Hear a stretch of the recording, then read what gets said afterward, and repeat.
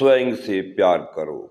जरा सोचिए कि एक मनुष्य दूसरे से प्यार क्यों करता है। दूसरे में कुछ तो खूबी रहती होगी। वैसे ही अनायास ही मन कहीं खिंचता भी नहीं है। उसकी सुंदरता, उसका रूप, उसका भाव, उसकी मनमोहक छवि, उसकी मधुर मुस्कान, उसकी बदन की खुशबू, गमक, उसके कपड़े, उसका पहनावा, उसकी पायल की झमक, कुछ तो होगा ही। अन्यथा चींटियां भी वहीं जाती हैं जहाँ पर थोड़ी मिठास हो, थोड़ा गुड़ हो, थोड़ी चीनी हो, थोड़ी शक्कर हो, कुछ देखने लायक हो। वह तो निहायत ही बेवकूफ़ इंसान ही होगा जो बेवजह ही किसी को चाहेगा, पूजेगा।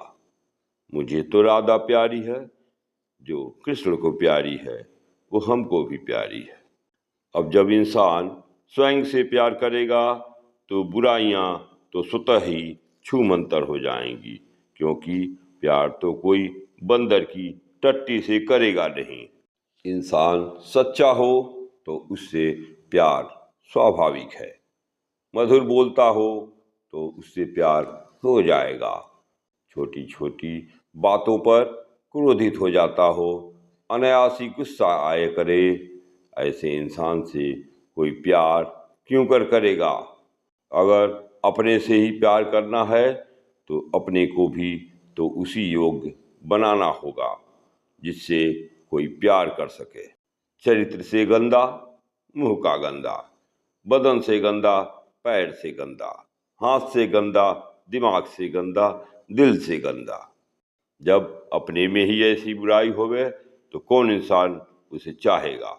अपने से प्रेम तो तभी होगा जब स्वयं इस लायक बन जाएंगे जिसको दिल प्यार करे और कहे कि यही है वह इंसान जिसकी चाहत हमें थी, यही है जो मेरे सपनों का राजकुमार है, सपनों की रानी है।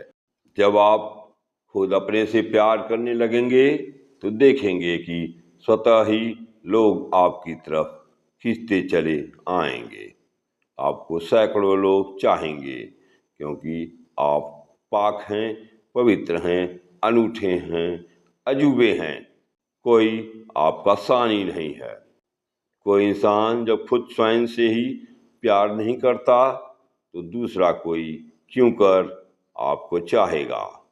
जब आप खुद से ही उबे हुए हो, जब आप खुद ही अपने को ही अच्छे नहीं लगते तो दूसरा कोई आपसे क्यों लगाव रखेगा। एक उबा इंसान दूसरे उबे इंसान से क्या खाक प्यार करेगा। देखिए, शादी में दूल्हा दुल्हन कितने दुखी और उबे दिखाई देते हैं।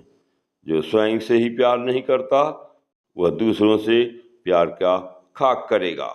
अगर पुरुष और स्त्री बहुत खुश नजर आ रहे हो तो समझ लेना कि पास बैठी हुई स्त्री उसकी औरत नहीं है। यदि आप किसी पुरुष को बहुत ही आनंदित भाव से किसी स्त्री के साथ घूमते दिखें तो हरगिज ही वह उसकी पत्नी नहीं है। पत्नी के साथ तो इंसान उबा सा, रूसा सा, कड़वा सा, उलझन भरा सा रहता है।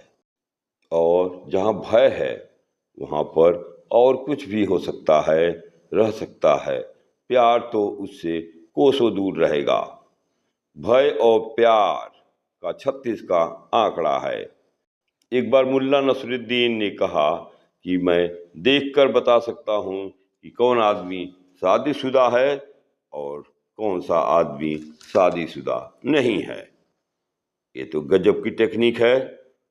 अब किसी स्वामी के पास लोग परामर्श को आते, वो भी नोट करते। मुल्ला नसरुद्दीन कमरे के बाहर बैठे नोट करते रहे। कमाल की बात हुई। स्वामी का आंकड़ा और मुल्ला नसरुद्दीन का आंकड़ा एकदम सटीक।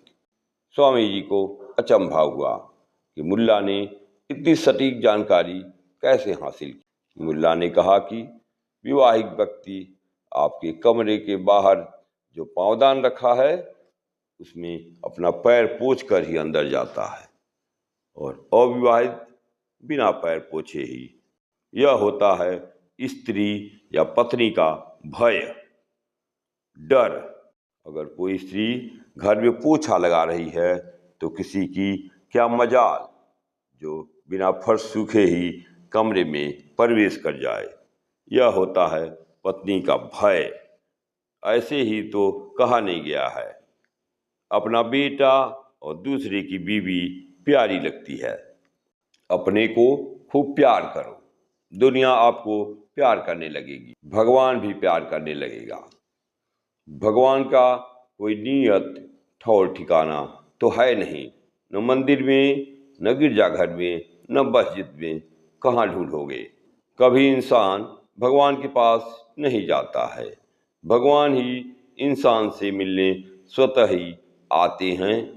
आप उसके योग्य तो बनो, उस लायक तो बनो कि सब चाहें आपको। जब एक इंसान चाहता है कि दूसरा उसे चाहे, अच्छे कपड़े पहनेगा, क्रीम पाउडर लिपस्टिक लगाएगा, सेंट मारेगा, डिओ लगाएगा, सजेगा, संवरेगा। लेकिन जब स्वयं को ही प्यार करना हो तो ये चीजें मायने नहीं रखती, गौड़ हैं, जरूरत नहीं है, आवश्यक नहीं है। स्वयं से प्यार करने से ही स्वयं की ही सारी बुराइयां धीरे धीरे गायब होने लगेंगी। आप सुंदर हो जाओगे, दिल से, शरीर से और मन से। आज बस इतना ही। राधे राधे।